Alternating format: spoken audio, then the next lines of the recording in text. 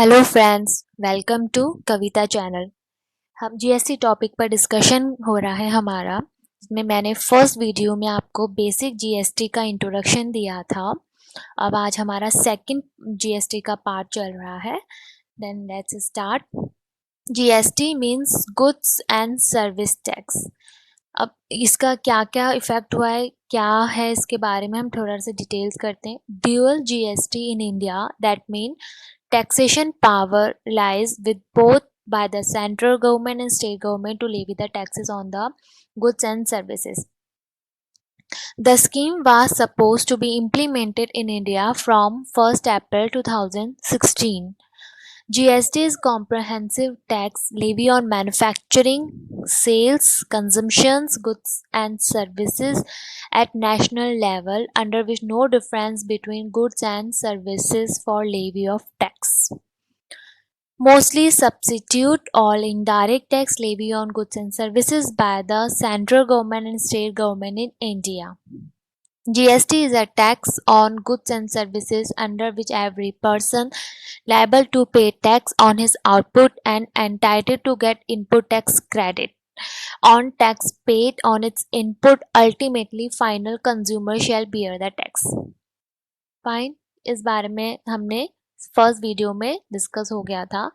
Then objective of GST, one of the most objective of GST would be eliminate the double taxation, मतलब cascading effect बंद हो जाएगा। तो उसको हम बोलेंगे tax on tax means double taxation effect. Cascading effect of taxes on production and distribution cost of goods and services, जैसे हमने फर्स्ट वीडियो में देखा था कि जैसे मैन्युफैक्चरर कि वहाँ से मैन्युफैक्चर होने के बाद एक्साइज ड्यूटी लेवी होती थी, फिर जैसे ही फैक्ट्री गेट से उसका रिमूव होता था, अगर within a state sale होता है तो वैट चार्ज हो जाता था, अनदर स्टेट में भी सीएससी चार्ज हो जाता था। फिर देन आगे आगे जैसे गुड्स का मूवमेंट होता है तो बाकी टैक्स ऐड होते जाते थे। देन कास्केडिंग इफेक्ट अब बंद हो जाएगा। Exclusion of cascading effect, that mean tax on tax till the final consumer, क्योंकि जब तक फाइनल कंज्यूमर तक गुड्स अवेलेबल नहीं हो जाता तो तब तक जैसे जैसे गुड्स मूवमेंट होता है एक स्टेट से दूसरे स्टेट, देन उसमें टैक्स भी उसी के अकॉर्डिंग ऐड होते जाते हैं। Final consumer will improve the competitiveness of original goods and services in market, which leads to beneficial impact to the GDP growth of the country. इससे क्या होगा, कंपनी की GDP ग्रोथ भी इम्प्रूव होगी। क्यों? क्योंकि गुड्स जैसे स्टार्टिंग में मैन्युफैक्चरिंग इंडस्ट्री से निकला तो उसकी प्राइस तो बहुत ही रिजनेबल होती है। सपोज फॉर एग्जांपल हम 1000 रुपीज़ लेते हैं, जैसे जैसे गुड्स मूव करता है फाइनल कंज्यूमर तक आते उसकी वैल्यू 10,000 तक हो जाती थी। तो आप देख सकते हैं 1000 की चीज़ 10,000 में, तो इस तरीके से हमारी इंडिया में जीडीपी ग्रोथ भी डाउन होने लग गया था। अदर क्रॉस अगर हम अदर कंट्रीज़ में भी देखें तो हमारा रेशो काफ़ी डाउन रहता था और फॉरेन डायरेक्ट इन्वेस्टमेंट भी नहीं होते थे, क्योंकि इतने सारे टैक्सेस लग जाने के बाद फाइनल प्रोडक्ट इतना महंगा हो जाता था because of tax, indirect tax. Introduction of GST to replace the existing multiple tax structure. Existing multiple tax structure कौन कौन से? CS excise duty, custom duty, sales tax, CST, purchase tax, entry tax, तो multiple कितने सारे tax structure होता था। अब वो सब खत्म हो गया है और वो सब किस में क्लब हो गया है? GST से। CGST, SGST, IGST, a central and state tax is not only desirable but imperative. Integration of various taxes into GST system would make it possible to give full credit for input tax collected. एक इसमें बहुत अच्छी चीज़ हुई है, अब जैसे cascading effect में भी इम्प्रूव होगा और आपको इनपुट टैक्स क्रेडिट का पूरा फ़ायदा दिया जाएगा। GST being a designation based consumption tax based on VAT, France was the first country to introduce the GST. Okay, then हम एग्जाम्पल के थ्रू और अच्छे से समझते हैं। देन मल्टीपल इनडायरेक्ट टैक्स, पहले हमारा ऐसे स्ट्रक्चर होता था। Let me explain. Particular without GST, पहले का सिनेरियो ये रहता था, अब सिनेरियो ये रहेगा with GST. Fine. Manufacturer to wholesaler का हम देख रहे हैं। Cost of production of manufacturer 5000, obviously manufacturer अगर गुड्स सेल कर रहा है तो हमने एक लॉजिक मेन अकाउंटिंग का होता है, sale equals to cost plus profit. तो cost plus profit equals to manufacturing price उसने बता दी कि मेरी मैन्युफैक्चरिंग प्राइस 7,000 है, और कितना प्रॉफिट मार्जिन है वो मैन्युफैक्चरर को ही पता रहता है, और सेलर जो आगे जिसे बेचा जा रहा है उसे 7,000 बताया जाएगा, और प्लस जो कि विजिबल है एक्साइज ड्यूटी चार्ज हो जाएगा 7,000 में 840, देन टोटल वैल्यू हो गया 7840। अब देन मैंने बताया था अगर विद इन अ स्टेट अगर गुड्स सेल होता है तो उसमें वैट चार्ज हो जाएगा 12.50, फॉर एग्जांपल हमने लिया है, आप इससे इतना कंफ्यूज ना होए। Then 980, fine. पहले सीजीएसटी और एसजीएसटी का कंसेप्ट नहीं होता था, तो मैन्युफैक्चरर के लिए प्राइस कितना हुआ 7,000, एक्साइज ड्यूटी वैट, तो फाइनली इनवॉइस वैल्यू कितने अमाउंट से बनाया जाएगा 8,820। 8,820। अब ये कॉस्ट ऑफ द गुड किसके लिए होगा, जिसने परचेज किया, मींस रिटेलर। फाइन, आगे ये फॉरवर्ड हो जाएगा। अब उसके लिए इनवॉइस वैल्यू, तो उसके पॉकेट से कितना अमाउंट निकलेगा 8,820 included this excise duty VAT. ठीक है, अब नेक्स्ट हम जीएसटी का सिनेरियो देख लेते हैं। जीएसटी में वही cost of production 5,000, profit margin जैसे पहले आप ऐड करते थे वैसे ही करेंगे। मैन्युफैक्चर के लिए मैन्युफैक्चरिंग प्राइस होगी 7,000, लेकिन नाउ अब ना तो एक्साइज ड्यूटी चार्ज होगा, ना वैट चार्ज होगा, सीजीएसटी चार्ज, सीजीएसटी तो चार्ज होगा ही होगा, एसजीएसटी भी चार्ज होगा।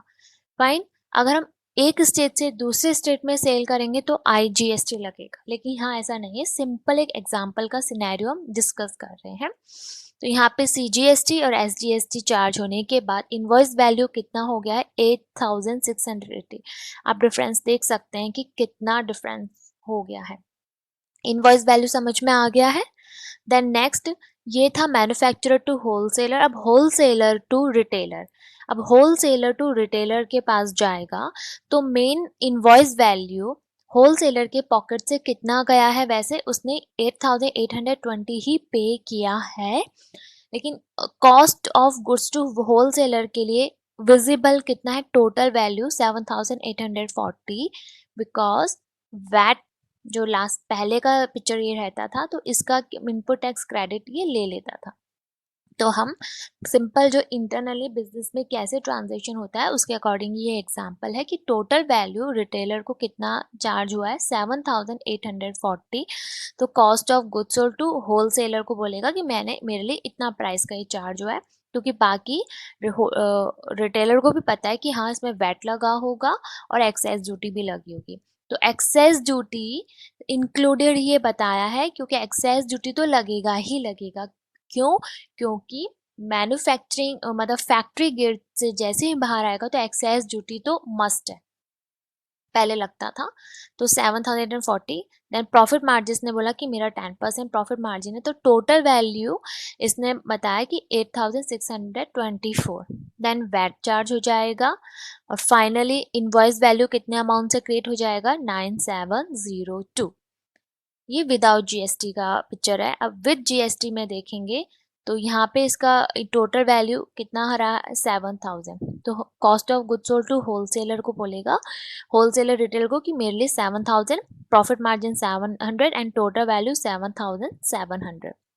वैट नहीं लगेगा, सीजीएसटी एसजीएसटी चार्ज हो जाएगा, वो रेट आपको पता चल जाएगी, अभी इसके बारे में अपन आगे डिस्कस करेंगे। देन इनवॉइस वैल्यू कितने अमाउंट से इनवॉइस क्रिएट किया जाएगा 9,540। डिफरेंसेस आपको नजर आ रहा है कितना डिफरेंस है पहले और अब में, कितना डिफरेंस हो गया, क्योंकि इसके अंदर एक्साइज ड्यूटी हटा दिया है और वैट हटा दिया, तो देन सीजीएसटी और एसजीएसटी चार्ज हुआ है।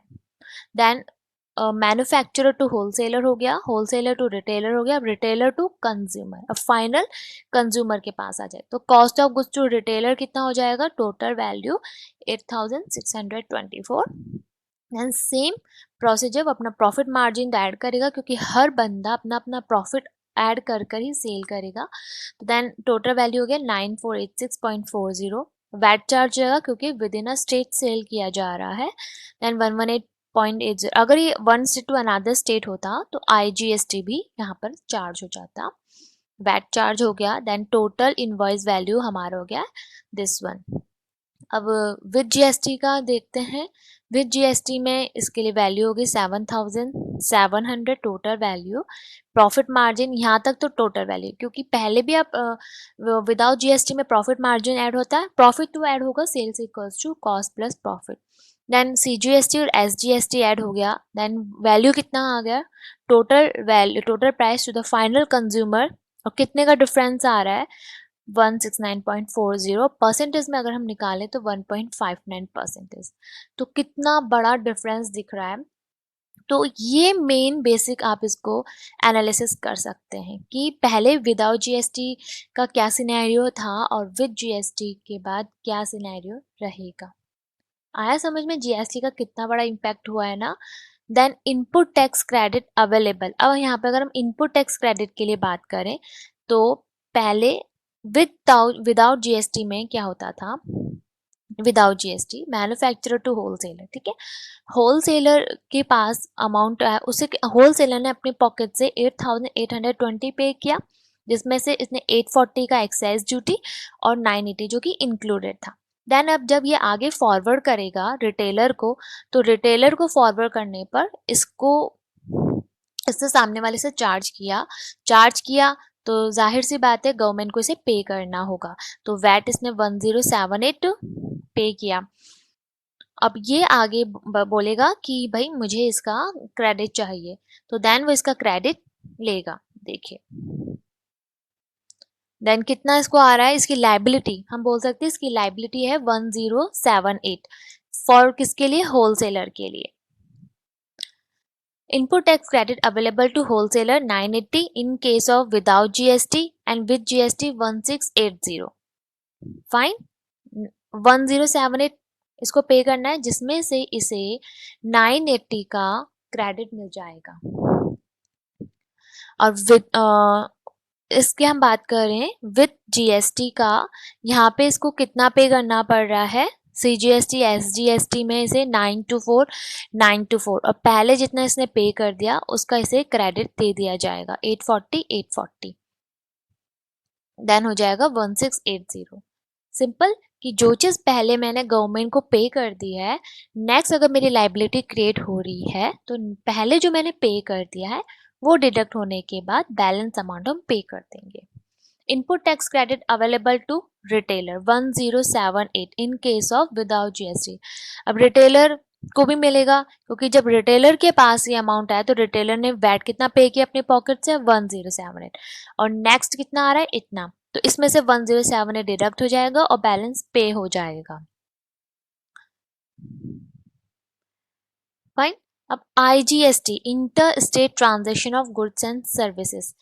Inter state, one state to another state के ट्रांजेक्शन में आईजीएसटी चार्ज होगा and input tax credit with example. Existing CST जो लगता था central sales tax, tax on interstate movement of goods shall be discounted, अब नहीं लगेगा, हट गया, क्योंकि अब इसकी जगह आईजीएसटी चार्ज होगा। आईजीएसटी में जो भी चार्ज होगा उसका 50-50 सेंट्रल गवर्नमेंट और स्टेट गवर्नमेंट शेयर कर लेंगे। Central would levy IGST cumulative rate of CGST and SGST on all interstate transaction of good taxable goods and services with appropriate provision for consignment for stock transfer and goods and services. Stock transfer में भी लगेगा अब तो। Then हम example लेते हैं। Fine. Shiva, a registered dealer, had input tax credit for CGST का इसे input tax credit लेना है 750 और SGST का है 1050, ठीक है। Respectively in respect of purchase of input and capital goods, इसने कोई आगे से परचेज किया होगा और उस पे इसे इनडायरेक्टली चार्ज है, इसने पे कर चुका है, मतलब ये अपनी तरफ से गवर्नमेंट को। He manufactured 1,800 liter of finished product and 200 liter was normal loss in the process. Final product was sold at 10 rupees per liter as follow. अब देखिए इसको डिस्क्राइब किया है कि इसने विद इन अ स्टेट कितना सेल किया है, इंटर स्टेट और कितना इसने स्टॉक ट्रांसफर किया है। टोटल कितना इसने एफजी किया है 1800। देन जिसमें से इसने 800 litre good sold within a state and inter state one state to another state 650। अब यहाँ पे one state to another state हो गया है, देन IGST लगेगा। Goods send on stock transfer to consignment agent outside the state 350 litre. तो हम इसे 3 कैटेगरी में डिफाइन कर लेते हैं। Sale within state, stock transfer and inter state sale. Quantity sold, sale within state में 800, stock transfer किया है 350 एंड इंटर स्टेट किया है 650। प्राइस पर यूनिट है 10 rupees per unit. Then value of goods sold within state, जो पहले VAT लगता था बट अब यहाँ पे हम नए सिनेरियो के अकॉर्डिंग देख रहे हैं। 8,000, 3,500, 6,500, टोटल 18,000 का इन्होंने सेल किया। देन अब टैक्स अमाउंट देखते हैं, तो इसमें CGST लगेगा। ये टैक्स अमाउंट यहाँ पे हमें गिवन है। For the CGST SGST rate on the finish goods 5%, 7% and IGST 12%। IGST क्यों? क्योंकि इंटरस्टेट सेल हुआ है और स्टॉक ट्रांसफर भी हुआ है। अब CGST और SGST तो लगेगा ही लगेगा, विद इन अ स्टेट हुआ है। अगर स्टॉक ट्रांसफर हुआ है IGST, इंटर स्टेट सेल हुआ है तो IGST, क्योंकि एक स्टेट से दूसरे स्टेट में पहले सेंट्रल सेल्स टैक्स चार्ज होता था, अब IGST चार्ज हो जाएगा। तो देन इसे कितनी लायबिलिटी क्रिएट हो गई, इसने आगे गुड्स फॉरवर्ड किया, टोटल इसे CGST पे करना है 400, SGST 560 एंड IGST 1200। यहाँ तक क्लियर? अब हम इन टैक्स को भी डिस्क्रिप्ट कर लेते हैं। CGST, SGST, IGST 400, 560 एंड 1200, मतलब इसकी अब इतनी लाइबिलिटी आई। अब ये अपने इनवॉइसेस खोलेगा, चेक करेगा कि ये जब मैंने गुड्स परचेज किए थे तो मैं गवर्नमेंट को पहले पे कर चुका हूँ। दिस वन जो यहाँ पे क्रेडिट की बात की है कि CGST 750 और SGST 1050 की पॉकेट से पहले जा चुके हैं, तो कितना कितना गया? 750 and 1050 input tax credit. Then अभी इसका इनपुट टैक्स क्रेडिट लेंगे ऑब्वियसली, क्योंकि डबल टैक्स थोड़ी ना होगा। आज इसकी लायबिलिटी आ रही है 400। देन CGST तो हमने पढ़ा था, CGST का क्रेडिट CGST से सेट ऑफ होगा, SGST का SGST से, और अगर कुछ बच जाता है तो IGST में फिर उसको एडजस्ट करेंगे। देन CGST आज के टाइम पे प्रेजेंट में इसको इतना 400 लाइबिलिटी है, 750 पहले से पे कर चुके हैं, तो बैलेंस 350 IGST में यूज हो जाएगा। देन 560 SGST की आज करंट लाइबिलिटी है, पहले से इतने पे हो चुका है, तो आज के सिनेरियो क्या रहेगा? 490। फाइन, तो 350 अब IGST का कितना लाइबिलिटी आ रहा है, क्योंकि पहले IGST पे नहीं किया था, तो हमने CGST और SGST का एडजस्टमेंट कर लिया है। देन 350 और 490, तो 1200 गवर्नमेंट को इसका भी एडजस्टमेंट करेंगे, तो बैलेंस 360 हमें कैश पे करना होगा इन्हें। यह फाइनली हमारा इतना आ रहा है बैलेंस पेबल। तो there would be no treatment of normal loss, और यहाँ पे एक नॉर्मल लॉस हुआ था 200 litre normal loss in the process. Now अब नॉर्मल लॉस का कोई ट्रीटमेंट नहीं किया जाएगा। There would be no treatment of normal loss. So input tax credit CGST and SGST 750 and 1050 are paid on paid on input sorry, हाँ पहले raw material purchase किया था, देन उस पर पे किया, आउटपुट पे CGST SGST चार्ज हुआ, तो उस पर हमने क्रेडिट ले लिया। तो this input tax credit should first utilise for payment of CGST and SGST। अब आप ये सोच रहे होंगे कि पहले IGST का क्यों नहीं एडजस्टमेंट किया, क्योंकि 1200 बड़ी अमाउंट है। नहीं, पहले सबसे पहले CGST का अमाउंट एडजस्ट होगा, फिर SGST, देन फिर जो बचा रहेगा वो IGST में यूज हो जाएगा। यही चीज जो हमने करा है उसे मैंने थोड़ा सा एक्सप्लेन किया। Since credit of SGST rupees 490 has been utilise for payment of IGST। अब देखिए जितना भी अमाउंट हुआ है हमने पे कर दिया। अब बाकी state government will get debit of rupees 490 from the central government, क्योंकि कहा IGST का स्टेट गवर्नमेंट और सेंट्रल गवर्नमेंट दोनों शेयर करते हैं। नेक्स्ट एक और एग्जांपल ले लेते हैं, input tax credit. Now continue with the above example. अब देखिए इस एग्जाम्पल में इनपुट टैक्स क्रेडिट हमने CGST और SGST का लिया है। अब इस एग्जाम्पल में हम IGST का भी ले रहे हैं कि जब हमने गुड्स परचेज किया था तो IGST 2000 हम पहले से पे कर चुके हैं, तो ऑब्वियसली अगर हमारे नेक्स्ट ट्रांजेक्शन में IGST का आ रहा है तो उसका भी हमें क्रेडिट लेना होगा। तो नेक्स्ट एग्जांपल सेम है, बस इसमें आईजीएसटी का इन्वॉल्व कर दिया है। तो सीजीएसटी, एसजीएसटी, आईजीएसटी, तो आज प्रेजेंट में मुझे इतना पे करना है, 400, 560 एंड 1200, जैसे सेम यहाँ था। अब 750 पहले से एसजीएसटी का हमने पे कर चुके हैं, 1050, अब आईजीएसटी का 2000 भी आ जाएगा, दिस वन। तो टोटल हमारा ये सिनेरियो है। तो अब ये देखिए 2000 मैंने आईजीएसटी का पहले से हो रहा है, तो हमने सारा पेमेंट कर दिया कि हमने सारा एडजस्ट हो गया। अब ये हमने इसका पेमेंट कर दिया, आईजीएसटी का 2000 हमें क्रेडिट यूज़ करना है, तो सबसे पहले सीजीएसटी में यूज़ कर लेंगे, बैलेंस एसजीएसटी में यूज़ कर लेंगे, देन उसके बाद आईजीएसटी में यूज़ कर लेंगे बाकी। क्योंकि देखिए 2000 में से हाँ आईजीएसटी का सबसे पहले आईजीएसटी में ही यूज़ होगा, ये नहीं कि सबसे पहले सीजीएसटी, क्योंकि अगर सीजीएसटी का क्रेडिट होता तो सबसे पहले सीजीएसटी की लायबिलिटी क्लियर की जाती, फिर एसजीएसटी की लायबिलिटी एसजीएसटी से क्लियर करते। और उसमें आईजीएसटी का 2000 क्रेडिट लेना है, तो सबसे पहले आईजीएसटी का लायबिलिटी मेरी 1200 है, तो 1200 हमने पे किया, बाकी बैलेंस हमारा 800 रहा। तो दोनों सीजीएसटी एसजीएसटी में इक्वल इक्वल हम डिस्ट्रीब्यूट कर देंगे। एसजीएसटी में लायबिलिटी 560 वैसे 400 हो गया, तो बाकी हमें रिमेनिंग 160 पे करना होगा। Is liable to pay balance amount of SGST 160. Okay, then composition scheme के बारे में हम थोड़ा सा बता देते हैं, बाकी इसके ये तो मैंने थोड़ा सा एक्सप्लेन किया, बाकी इसका डिटेल एक्सप्लेनेशन हम नेक्स्ट वीडियो में, मैंने इसका नोट बनाया है पूरा। तो exemption and composition scheme, the small tax payer, जो छोटे छोटे टैक्स पेयर होते हैं, gross annual turnover is less than 1.5 crore will not be covered by GST law and no need to pay tax.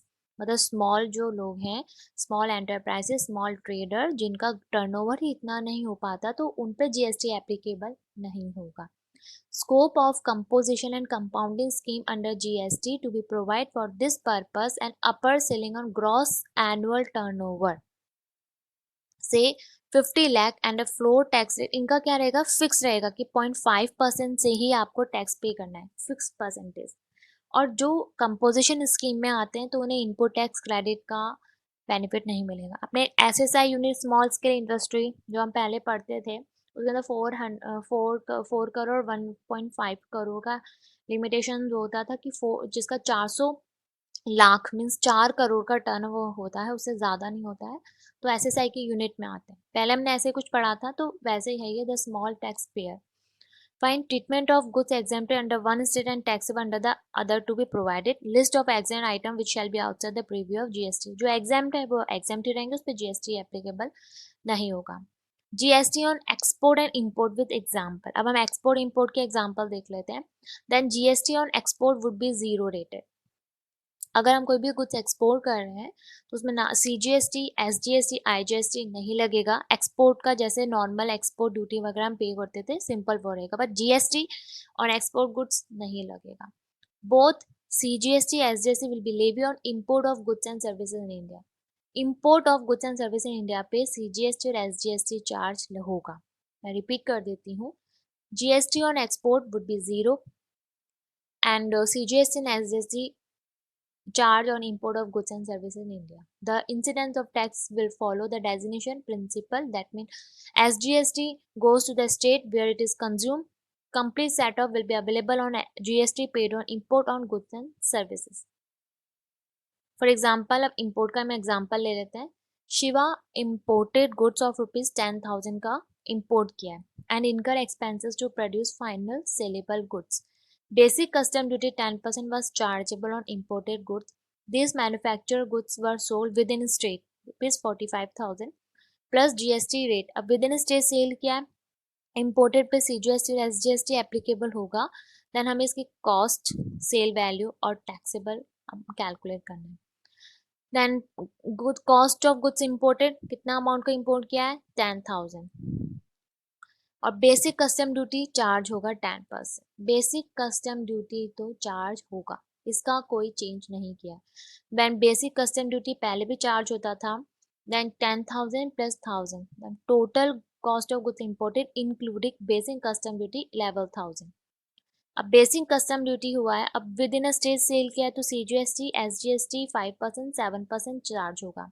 अब इसे कितने में सेल किया जा रहा है, कहा कि this manufacturing good was sold within state 45,000। Then sale, अभी हमारे यहाँ पे बात हो रहा है basic custom duty, then CGST और SGST भी चार्ज हो जाएगा। Then cost total, now finally cost of imported goods आ गया 12,320। 10,000 का इंपोर्ट किया था, 10% बेसिक कस्टम ड्यूटी तो plus 11,000। Then CGST SGST charge होगा 550 770 5% 7%। देन अब सेल कितने में कर रहे हैं हम इसे, बिफोर टैक्स 45,000, तो सेल कर रहे हैं विद इन अ स्टेट कर रहे हैं तो CGST SGST यहाँ पर भी चार्ज हो जाएगा। Then sale value it will become 50,400। Then tax payable, अब टैक्स कितना पे करेंगे, यहाँ पे हमें क्रेडिट मिलेगा। अब देखिए CGST SGST आउटपुट टैक्स, मतलब यहाँ मैंने परचेज किया, इन हुआ मेरी फैक्ट्री में आया तो मैंने इतना इतना पे कर दिया। अब ठीक है, अभी मैंने सेल किया, सामने वाले पार्टी से मैंने इतना चार्ज किया तो देन मेरी लाइबिलिटी, अगर मैंने चार्ज किया तो मुझे गवर्नमेंट को पे करना है कितना 2250 3150, और इसमें से मैंने 550 और 770 पे कर दिया है एज CGST का इतना, तो रिमेनिंग नेट मुझे इतना पे करना होगा, बस बैलेंसिंग अमाउंट जो पहले पे कर दिया है वो एक्सक्लूड हो जाएगा। Then note, please note the GST shall be levied including the basic custom duty. ये चीज आप थोड़ा सा ध्यान रखिए कि बेसिक कस्टम ड्यूटी ऐड होने के बाद ही आप CGST SGST एप्लीकेबल होगा, ये नहीं कि आप इसे अवॉइड कर दें। बेसिक कस्टम ड्यूटी कंसिडर किया जाएगा। ये तो सिनेरियो था इंपोर्ट के केस में। अब एक्सपोर्ट के केस में क्या पिक्चर रहती है वो उसे भी हम हैंड टू देख लेते हैं। Now continue with the above example.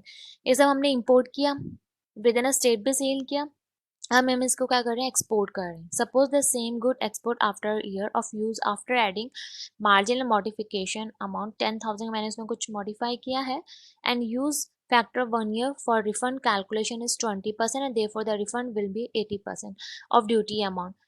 Calculate export value and refund value. देखिए जितना हमने इंपोर्ट किया, जो भी हमारा टैक्स जो भी गवर्नमेंट के पास जा चुका है हमने पे कर दिया, गवर्नमेंट और हमारा बिल्कुल क्लियर अमाउंट हो गया है कि हाँ इतना लाइबिलिटी था, इतना हमने रिफंड लिया। अब हम यही गुड एक्सपोर्ट कर रहे हैं, देन उस केस में क्या होगा कि 20% वो रिटेन कर लेंगे और हमें 80% रिफंड कर देंगे। क्यों? क्योंकि हम एक्सपोर्ट कर रहे हैं। Then cost of imported goods कितना है, 50,400। सपोज कि वो सामने वाली पार्टी इंपोर्ट किया, उसने मुझे सेल कर दिया और मैं इसे आगे एक्सपोर्ट कर रही हूँ थोड़ा सा उसमें और कुछ मॉडिफिकेशन करके। देन 50,000 एक्स ने वाई को सेल किया, वाई एक्सपोर्ट कर रहा है, वाई के लिए सेल कॉस्ट कितनी है 50,400। तो कॉस्ट ऑफ इम्पोर्टेड गुड्स जिसमें उसने अपना मॉडिफिकेशन और मार्जिन 10,000 ऐड किया, सेल वैल्यू होगी 60,400। अब हमने यहाँ पे देखा था GST on export would B 0, तो जैसे हमने एक्सपोर्ट के केस में यहाँ पे CGST और SGST नील है, चार्ज नहीं होगा, तो एक्सपोर्ट वैल्यू 60,400। देन अब जो हमने आगे जो पार्टी को हमने पे किया वो, हाँ तो बेसिक कस्टम ड्यूटी पे किया हमने 1,000, तो उसका 80% आपको रिफंड हो जाएगा। 10,000 का 1,000 मतलब 10% बेसिक कस्टम ड्यूटी हमने पे किया था, तो बेसिक कस्टम ड्यूटी का वो 20% गवर्नमेंट अपने पास रख लेंगी, 80% वो आपको रिफंड कर देंगी, तो देन 800 तो हमारे पास आ गया। और जो हमने CGST पे किया था कितना 550 और 770, तो वो भी हमें रिफंड हो जाएगा, पूरा का पूरा अमाउंट 550 और 770, तो टोटल कितना हमें अमाउंट रिफंड हो जाएगा 2,120। इसका क्रेडिट किसने लिया था, इसका क्रेडिट भी हमने ही लिया था, क्योंकि हमने नहीं सामने वाले ने लिया है कि उसने हमें सेल किया तो उसने क्रेडिट ले लिया। अब ये चीज मुझसे रिकवर की गई थी वाई से, तो वाई ये गवर्नमेंट से कहेगा कि एक्स ने आपसे इसकी क्रेडिट ले लिए, अब ये चीज मुझे रिफंड करो क्योंकि मेरी पॉकेट से गया है आपके पास। देन ये रिफंड हो जाएगा, टोटल रिफंड अमाउंट आ जाएगा 2,120। तो indirect tax that will be include under GST, तो इनडायरेक्ट टैक्स का ही है GST में। स्टेट लेवल पे कौन कौन से टैक्स लगते थे, VAT, CST, entertainment tax, luxury tax, tax on lottery betting gambling, entry tax, state cess surcharge, ये सब अब सब खत्म हो गया, अब जीएसटी लग जाएगा, जो जिसे हमने एग्जाम्पल के थ्रू समझा, CGST, SGST. And central level पे central excise duty, service tax, additional duty, excise duty under the medical tolerated preparation act, additional custom duty, countervailing duty, कितने सारे लगते थे। अब ये सब किसमें हो गया है, जीएसटी। तो taxes may or may not be subsumed due to no consequence between the central and state government। तो इनकी पिक्चर तो जैसे पहले थी अभी भी वैसी है, stamp duty, vehicle tax, entry, electricity duty and ऑक्ट्रा। तो इस पे जीएसटी का कोई इंटरफेरेंस नहीं है। Entertainment tax, basic custom duty, safeguard duty on imported goods into India. Benefit of GST, अब जीएसटी का बेनिफिट क्या है, एक तो कास्केडिंग इफेक्ट है, reduce transaction cost of unnecessary wastage and eliminate the multiple of taxation, जिसका आपने देख लिया कि एक्साइज ड्यूटी, वैट, कितना सारे मल्टीपल टैक्सेशन की जगह सीजीएसटी, एसजीएसटी एंड आईजीएसटी ही लग रहा है। Reduce average tax burden, reduce the corruption. तो उसका बेनिफिट ऑफ जीएसटी ये है।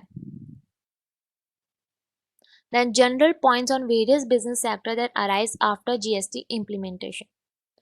Real estate industry, FMCG industry, real estate industry, construction and housing sector need to be included in GST tax base, being high tax revenue generating sector and for reduction in number of tax regulation involved. FMCG sector, rail sector, information technology, transport sector. The truck drivers spend more than half of their time while negotiating checkposts and tolls. At present, there are more than 600 checkpoints, more than 10 types of taxes road. अब ये सब हट गया है, अब GST in पर applicable हो गया है। तो हमने बेसिक इसका जो थियोरेटिकल पार्ट था, एक शॉर्ट में हमने जीएसटी पे एक ओवरव्यू बैकग्राउंड का एक नॉलेज लिया है कि इससे हमें रिलैक्स हो गया है, एक उसकी पिक्चर समझ में आ गई है कि जीएसटी क्या है, क्या इसका बेनिफिट है और क्या का कहाँ का इसका इफेक्ट हो रहा है, कौन कौन से टैक्सेस क्लब हो गए हैं जीएसटी में, पहले क्या सिनेरियो था, आज के टाइम पे क्या सिनेरियो रहेगा। तो वो सब हमने काफ़ी इससे हमें समझ में आ गया है। देन अब नेक्स्ट वीडियो में मैं पूरा एक डिटेल लेकर आऊँगी।